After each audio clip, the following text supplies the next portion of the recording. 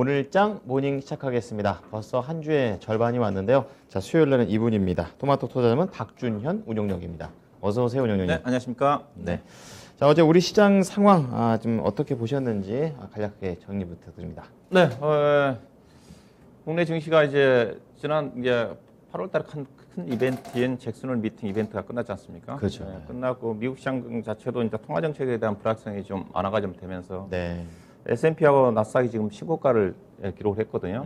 다우지수 좀 쉬어가는 그런 또 국면이었는데 국내 증시 자체도 그런 어떤 부분들이 어제 좀 반영됐다고 좀 봐야 되겠죠. 제가 지난주 금요일 날 시장을 얘기를 할 때 목요일 날 금요일 날 쉴 거고 그다음에 FM 잭슨홀 이벤트가 끝나고 난 다음에 이번 주부터는 3,200포인트 돌파를 시도하는 흐름이 전개될 거라 그렇게 얘기했던 건데 그런 흐름으로 전개됐던 것 같습니다. 그렇습니다. 예. 어제 우리 국내 증시 같은 경우는 장 초반 같은 경우는 별로 그렇게 좋지는 않았어요. 그렇죠. 장 초반 같은 경우 잠깐 상승을 하다가 11시 정도에서 코스피 지수가 한 15포인트 빠졌고 흐름이 좀 안 좋았거든요. 그 이유가 아마 본다 한다면 11시 정도에 외국 투자가들이 수급적으로도 선물하고 현물이 다 1,000억대 정도 정도가 매도가 나왔었던데 어제 이제 중국의 제조업 지표가 발표가 됐습니다. 상당히 안 좋게 나왔거든요. 그 영향을 좀 받았던 것 같습니다. 50.1로 나왔으니까 거의 학자 구면의 턱걸이거든요. 그러네요. 코로나 국면 때 2020년도 2월달 수준 이후로 가장 낮은 수준이니까 18개월 만에 최저치니까 이런 어떤 부분들에 영향을 받았던 것 같고요. 또 국내적으로 어제 이제 7월달 산업 동향이 발표가 좀 됐는데 전 산업 생산 활동이라든가 그다음에 소비가 하락세로 돌아섰거든요. 게다가 경기 선행 지수가 하락세로 돌아섰으니까 경기 선화에 대한 우려가 그렇죠. 높아진 거네요. 예. 경기 선행 지수가 약간 종합 주가 지수와 선행에서 같이 움직이는 경우가 있는데 선행 지수 하락했다는 부분 자체가 약간 외국 투자가들한테 부정적으로 영향을 미쳤던 게 아닌가. 그 시점이 결국 지수가 저점이었다고 좀 봐야 될 것 같은데요. 그렇군요. 전체로 그렇지만 전반적인 어제 외국 투자가들이 그렇게 시장에서 장 초반에 매도가 나올 정도는 아니었거든요. 일단은 달러가 좀 최근에 잭슨홀 미팅 이후에 좀 약세를 좀 보이고 있는 쪽이고, 대체적으로 위험 자산과 관련된 구리라든가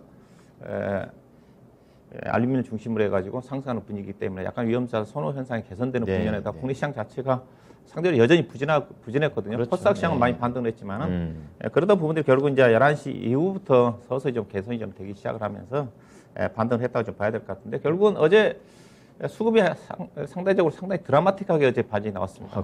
거의 시간 단위로 본다 한다면 거의 1시 반 정도에 현물에서 외국 투자가들이 2천억 정도 매수했거든요. 갑자기 바뀌었어요. 근데 종가는 1조 1,000억이었습니다. 단일가 전에 7천억 정도 매수했는데 단일가에 거의 4천억, 5천억 정도까지 매수가 입되면서 1조 1,000억을 만들었어요. 즉 거의 오후 1시 반부터 2시 사이에 수급이 집중이 좀 됐다. 수급 자체를 결국은 삼성전자라든가 SK 하이닉스 중심으로서 외국 투자가들이 매수했다고 봐야 될 것 같은데 어제 외국 투자가들의 어떤 매수가 하도 좀 특징이어서 주요 외국 투자가들의 매도 종목을 제가 상위 종목 좀 표를 좀 만들어봤는데요. 삼성전자를 어제 460만 정도 좀 샀어요. 거의 다 샀네요. 거의 3,600억 정도 샀고 그다음에 카카오를 1,530억, 그다음에 SK 하이닉스 1,000억, 두산 푸얼셀, SK 이노베이션, 삼성 전기준을 샀는데 어제 이제 특징 자체는 1조 1,000억 매수 중에서 IT가 6천억 정도 됩니다. 상대적으로 많지 않았어요. 이 말은 무슨 말이냐? 전반적으로 외국 투자가들이 확산시켜서 전반적으로 샀다. 다양하게. 다양하게 샀다. 원래 이 정도 사면 삼성전자를 이렇게 되게 대체적으로 처음 살 때는 70~80% 정도를 IT를 사거든요. 또 팔 때도 마찬가지고. 남은 돈 갖고 딴 거 초기에는. 근데 어제는 전반적으로 골고루 매수를 했다. 매도 자체는 이제 LG약을 제외하고 나머지 HLB라든가 넥스사이언스라든가 HLB 생명과학, 바이오니아, 한국 BNC 특징은 차트를 보시게 되면 최근에 급등한 주식들입니다. 이들 종목 중에 차익성 매도 물량만 나왔다. LG화학 외에는. 그렇게 좀 봐야 될 것 같고요. 따라서 어제 지수 상승은 지수는 많이 올라왔지만 실질적으로 종목들의 상승 종목은 많지가 않습니다. 6대4 정도 되거든요. 코스닥 시장 마찬가지로. 40% 정도 하락했다는 건데 결국 대형주가 상승했다는 거죠. 그러니까 대형주가 어제 상승률이 1.1%였고요. 소형주는 0.3%밖에 상승 안 했기 때문에 거의 대형주 일방적인 중심의 장세였다. 그렇게 좀 볼 수가 있을 것 같고요. 지수가 어제 1.8% 정도 올랐는데 지수 이상의 상승률을 기록했던 것 자체는 전기전자가 2.7%, 그다음에 카카오 상승을 일어난 은행업종, 그다음에 철강업종이 상대적인 강세를 보였던 것 같고요. 코스닥 시장 같은 경우는 섹터별로 좀 차별화 전개되는데 2차 전지 관련 종목들이 다시 조정 이후에서 강한 상승을 좀 보였고, 그다음에 IT 소재, 폴더폰 관련 종목들의 상승 특징이었다 봐야 될 것 같은데요. 네. 주요 상승률 상위 특징 종목을 좀 보게 되게 되면 메리츠아제가 여전히 보험업종 중에서 신고가입니다. 이틀 쉬었다가 강한 움직임이 전개되면서 실적이라고 그랬고, 실적이 탁월하게 최대 실적이라고 봐야 될 것 같고, 네. 그다음에 이제 계룡건설을 좀 봐야 될 것 같은데요. 한번 차트를 좀 보시게 되게 되면 계룡건설이 최근에 주가가 32,000원대에서 지금 41,2,000원이니까 거의 30% 떴어요. 이런 어떤 이유를 좀 봐야 되는데 앞으로도 관심을 가져볼 필요가.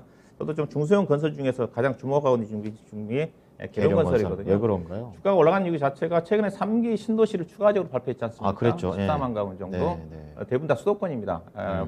군포, 의왕, 그다음에 안산, 화성 쪽이거든요. 근데 이제 지방에 이제 포함된 게 대전이라든가 세종시 쪽입니다. 네. 거기가 2만 가구가 포함이 되어 있는데 계룡건설은 대전 충청 지역을 기반으로 한 건설사거든요. 그다음에 회사 밸류를 보시게 되게 되면 올해 단기 수익이 한 1,100억 나옵니다. 주가가 최근에 급등했음에도 불구하고 PR이 3배밖에 안 돼요. 그러니까 엄청 쌉니다. 이런 모멘텀 플러스 실적 호전 종목 중에서 차별적으로 중성 종목 상승을 하고 있다고 봐야 될 것 같고요. 계룡건설. 그다음에 이제 세아 제강 지주도 한번 좀 볼 필요가 있을 것 같은데요. 지난번에 초기에 제가 급등할 때 관심을 가져오는 종목을 언급했던 종목인데요. 맞아요. 이 종목도 최근에 단기간에 50% 떴어요.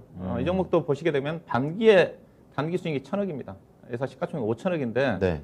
연간으로 한 사람에 보면 하반기 때도 설광업종이 괜찮으니까 2,000원 하면 주당 EPS가 5,000원이거든요. 주가가 지금 12만 원이니까 PER 따질 종목도 2.4배 정도밖에 안 되는 수준이니까 지주회사 할인 요소를 고려해본다 하더라도 주가가 상당히 좀 싸다. 싸고 전망 좋고. 그다음에 이제 SKC가 최근에 이제 합병 이슈 때문에 주가 빠졌거든요. 합병 부인이 나오면서 SK 합병하게 되면 예종은 2차 전지에 대한 프리미엄을 받고 있기 때문에 묻혀버리거든요. 그렇죠. 악재로 작용하는데 합병을 부인함에 따라 가지고 자연스러운 반등이라고 봐야 될 것 같고요. 네. 그다음에 또 볼 수 있는 종목이 어제 급등한 종목이 있죠. 에코프로. 그렇죠. 에코프로예요. 에코프로인데 기업 분할 이후에 에코프로 HN이 급등했다 쉬고 있는데 이 종목이 이제 급등한 이유가 있습니다.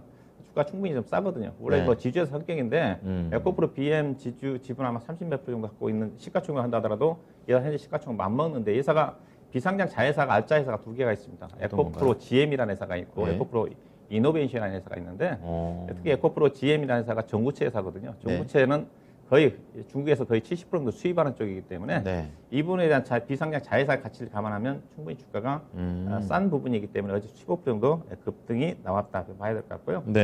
그다음에 이제 오스코텍이 요즘 이제 뭐 코로나와 관련된 여러 가지 종목들이 계속 이슈가 되고 있지만 이제 하반기 때 이제 학회 모멘텀이 이제 많이 바꾸가 좀 되거든요. 그렇군요. 9월달에 유럽 종양 학회 포함해가지고 11월달에 계속 학회가 이어지는데 연례 학회들이죠. 그렇죠. 학회적인 이제 대표적으로 주목을 해볼 만한 종목이 오스코텍이라 좀 봐야 될 것 같습니다. 레이저티닙이라는 폐양 치료제가 아마 이번 유럽 종양학회에서 발표되지 않겠는가. 상당히 실적 자체가 성과 자체가 가시적으로 나올 수 있는 그런 부분이기 때문에 그다음 녹십자가 백신 치료 유탁과 관련된 얀센과 관련된 생산자로 뭐 지정되지 않겠는가. 그래도 정말 회사 측에서 이제 공식으로 부인을 했지만은 과거에 삼성 바이오로스가 모더나 유탁 생산 이슈 때는 부인했다가 15일 만에 다시 그랬죠. 번복이 좀 됐거든요. 이제 그런 모멘텀 때문에 부인에도 불구하고 이제 주가가 강세를 보였다고 봐야 될 것 같고요. 그다음에 이제 폴더폰 관련 종목 중에서 후발주로 UTI가 어제 급등하는 모습이 나타났다고 봐야 될 것 같아요. 전반적으로 시장 자체가 대형주 국면 쪽에서 중소형 종목들 중심으로 해서 여기 나온 종목 중에서 신고가 종목들이 꽤 많습니다. 메리츠아제, 계룡건설, 세아제강지주, 에코프로 이들 종목들이 나오기 때문에 가는 종목들은 계속 가는 장세가 펼쳐지고 있다 그렇게 봐야 되겠습니다. 네, 자 시장 자체가 이제 오전장에 약간 부진했지만 오후 들어가면서 좀 힘을 좀 키워가고 있지만 사실 뭐 일부 특정 종목들에 좀 한정되는 그런 부분도 있었기 때문에 소외되는 분도 많았겠다 이런 생각이 듭니다. 자 오늘도 소외되지 않기 위한 투자 전략 들어보도록 하죠. 어떻게 볼까요? 네, 일단 전체적 시장의 흐름 자체는 어제 이제 급반등이 좀 나왔지만 자연스러운 반등입니다. 어제 코스피가 반등이 나왔지만 여전히 국내 증시가 상대적으로 부진해요. 더 가야죠. 최근에 이제 대만 증시 같은 경우도 우리 증시가 8월 5일부터 하락했는데 대만 증시도 거의 만회를 했고요. 우리 증시 어제 급등했지만은 우리 증시가 코스피가 8월 5일날 3,296이니까 지금 3,200포인트를 감안하면 상대적으로 여전히 부진하다. 그렇죠. 현재 지금 인도 증시 같은 경우는 신고가거든요. 신흥국가주를 작성을 해서 그래서 최근에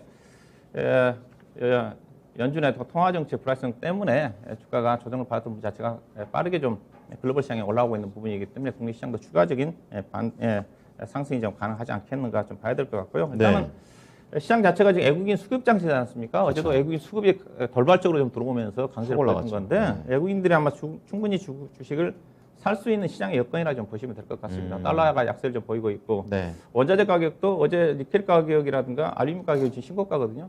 불이 가격도 지금 어느 정도 올라오고 있는 쪽이고 어느 정도 위험자산 선호 개선이 좀 되고 있고 현재 S&P 500의 빅스 지수도 지금 다시 정상적으로 16점 아래까지 떨어진 상태거든요. 그래서 최근에 연준의 통화정책 불확실성에도 불구하고 신흥국가를 중심으로 한 자금 플로우 자체는 계속 유입되는 국면이기 때문에 외국 투자가들의 수급이 점진적으로 좋아지지 않겠다. 그렇지만 어제처럼 외국 투자가들이 일정 규모의 매수는 하기는 쉽지는 않을 거다.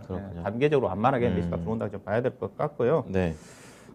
결국 어제 삼성전자의 매수를 좀 봐야 될 것 같은데 오늘 이제 시장을 볼 때는 종목을 볼 때는 삼성전자 주가 움직임이거든요. 외국 투자가들이 어제 삼성전자를 좀 많이 샀는데 삼성전자 상류 자체가 제가 여러 가지가 있는 것 같습니다. 최근에 이제 TSMC 반도체 가격 인상에도 불구하고 삼성전자 별로 반응이 없었던 거고, 그다음에 반도체 디램 가격이 8월달에 좀 발표가 좀 됐는데 어제 대체적으로 가격 자체는 스테이하게 유지가 좀 됐어요. 더 이상 떨어지지 않았다는 측면이고, 선방했다. 그렇죠. 그리고 최근에 애플 주가가 시가총액이 지금 3,000조 원이 넘어갔지 않습니까? 그렇죠. 그렇게보다는 삼성전자가 지금 아마 우선주까지 합한다 하더라도 시가총 600조 원대거든요. 상대적으로 싸 보이는 거죠, 어떻게 보면요. 그렇군요. 그다음에 또 다른 측면 자체는 최근에 폴더폰이 잘 팔리고 있기 때문에 이 부분 자체도 삼성전자한테 긍정적인 영향을 미쳤던 게 아닌가 좀 봐야 될 것 같고요. 완만한 상승 흐름이라 좀 봐야 될 것 같고요. 그래서 전체적인 시장 자체는 이제 3,200금까지 코스피가 올라왔기 때문에 낙폭과대 부분에 또 기술적인 반등은 마무리가 됐다고 봐야 될 것 같습니다. 안 간다는 게 낙폭과대 정도 끝났고 이제 점진적으로 가치주의의 어떤 순환 상승과 그다음에 성장주 종목들의 어떤 차별화를 통해서 종목 장세가 전개된다. 이게 종목 중심. 과거에도 주가 급락하기 전에도 3,200포인트 이상에서는 종목 중심으로 움직였던 것. 왜냐하면 수급 자체가 외국 수급 자체가 강하게 유입될 가능성이 크지 않기 때문에 종목에 집중하셔야 될 것 같고, 즉 지금부터는 이제 시장보다는 종목별 대응에 집중할 필요가 있지 않겠는가. 관심은 여전히 꾸준하십니다. IT, 철강, 건자재, IT 장비, 의류, 폴더폰, 그다음에 친환경 관련 종목 쪽에 종목을 좀 찾아봐야 되지 않겠는가 말씀드리도록 하겠습니다. 오늘 뭐 이 종목 관련해서 타이밍이 좋다고 할 수 있는 게 이제 폴더블폰과 관련해서 또 좀 발빠르게 좀 말씀을 좀 주셨습니다. 두 종목 정도 아직 목표가 도달했는데 하나씩 좀 봐주세요. 폴더폰 종목이 요즘 뭐 상당히 시장의 이슈죠. 그렇죠. 그 전에 제가 폴더폰 관련 종목들은 이제 6월 달부터 7월 달부터 한 두 차례 정도 관심 좀 가져보자 얘기했던 건데 최근에 주간 단위로 급등이 좀 나오면서 파인테크닉스하고 그다음에 KH 바텍 두 종목이 목표 가격을 목표 수익률 도달한 것 같은데요. 여전히 폴더폰 쪽에 관심이 좀 많은 것 같아가지고 최근에 상황과 관련 또 종목들 좀 점검이 좀 드리고 추가적으로 이 두 종목 AS와 더불어서 관심 종목 한 두 종목을 좀 짧게 언급해드리고 싶은데요. 최근에 이제 삼성전자의 3세대라고 그러죠. 세 번째 폴더폰이니까 3세대 폴더폰 시장 자체가 국내적으로 지금 대흥행할 수 있는 그런 저짐을 좀 보이고 있다 좀 봐야 될 것 같습니다. 국내 같은 경우 현재 지금 100만 대 정도가 지금 사전 예약 정도에서 개통이 미뤄질 정도라 그러니까 그 이후에 출시된 인도라든가 중국이라든가 미국 쪽에서 사전 예약제가 지금 크게 몰리고 있는 그런 흐름인 것 같거든요. 그에 따라 가지고 그렇죠. 삼성전자가 해외 주요 130개국으로 판매를 지금 확대한다는 쪽이거든요.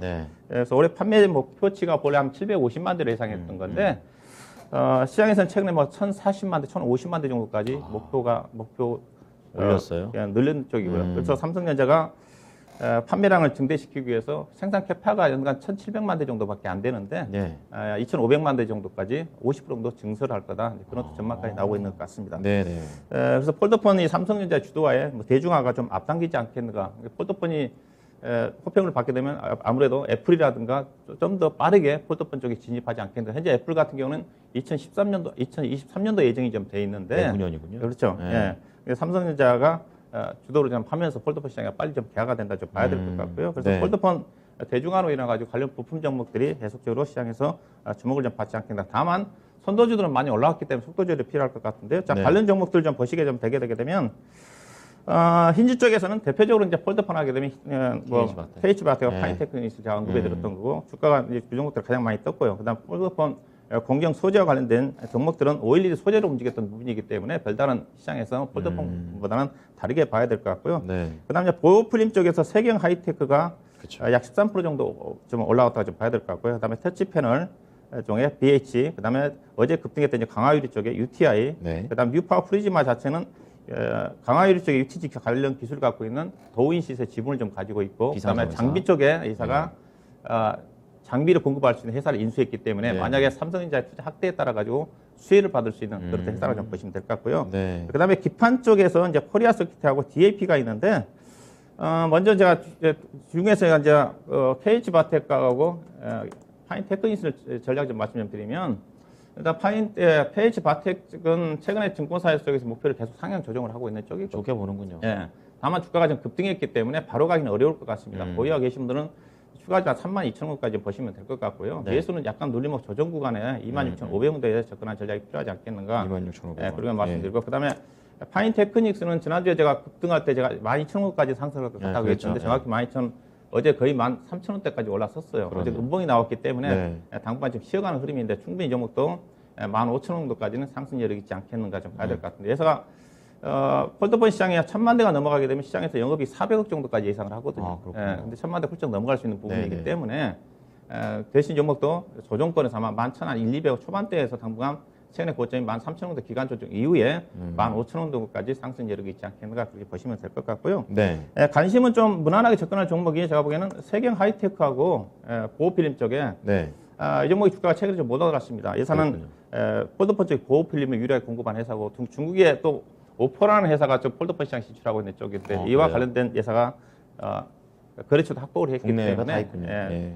충분히 가격적인 매수와 함께 과거의 종목이 폴더폰 시장이 약간 형성될 때 주가가 4만 원 정도가 올라갔던 주식이거든요. 네. 그런 부분이 보시면 될 것 같고요. 그 다음에 좀 중성 종목 중에서 좀 소량으로 관심 보이시는 분들은 기판 쪽의 회사인 DAP라는 회사가 있습니다. 예. 이건 처음 얘기하시는 것 같은데요.